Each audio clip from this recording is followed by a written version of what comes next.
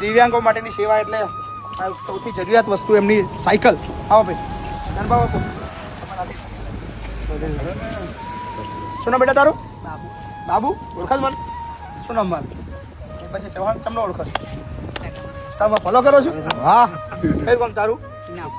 પીણાવ. ખંભાત પીણાવ. તારા ગામમાં તો હું આવ્યો છું. આવ્યો ને તારું? શું થયું બેટા પગમાં? એક્સિડન્ટ થયો હતો? કેમ નો?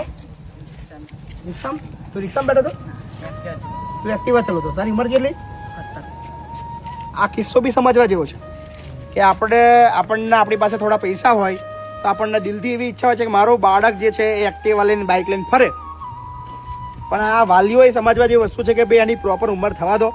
તમને બહુ ગમતું હોય તમારો બાળક એક્ટિવા બાઇક ચલાવે, તમને જોવું બહુ આનંદ આવે કે મારા છોકરાએ ચલાવ્યું.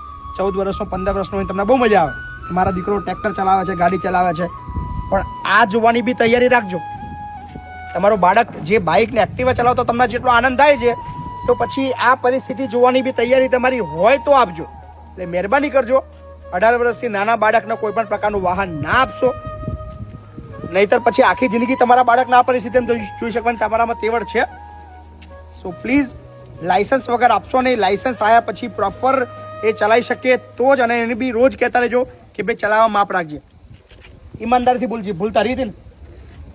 દીકરો કબૂલી રહ્યો છે કે એની ભૂલ હતી.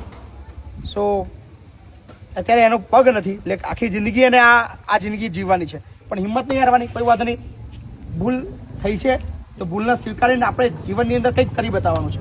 કશું ગુમાયું નથી. આગળ વધવાનું બેટા, હા ને? બહુ બધી શુભેચ્છાઓ, ચિંતા ના કરતો. કાપો શું કહેશો આના માટે, નાના બાળકો જે એક્ટિવા ચલાવે છે?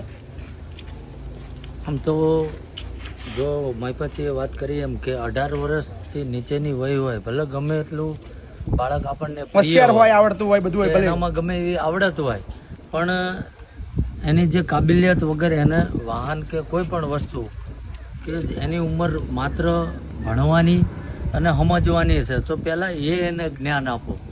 આ બધું તો પછી છે જ. સાચી વાત છે. નકર આવી ભૂલ કાયમ માટે આખી જિંદગી વિચારવા માટે વિચારવું પડશે. સો પ્લીઝ બે હાથ જોડીએ, તમારા નાના બાળકના વાહન ના આપશો. આ જોવાની તેવડ રાખજો.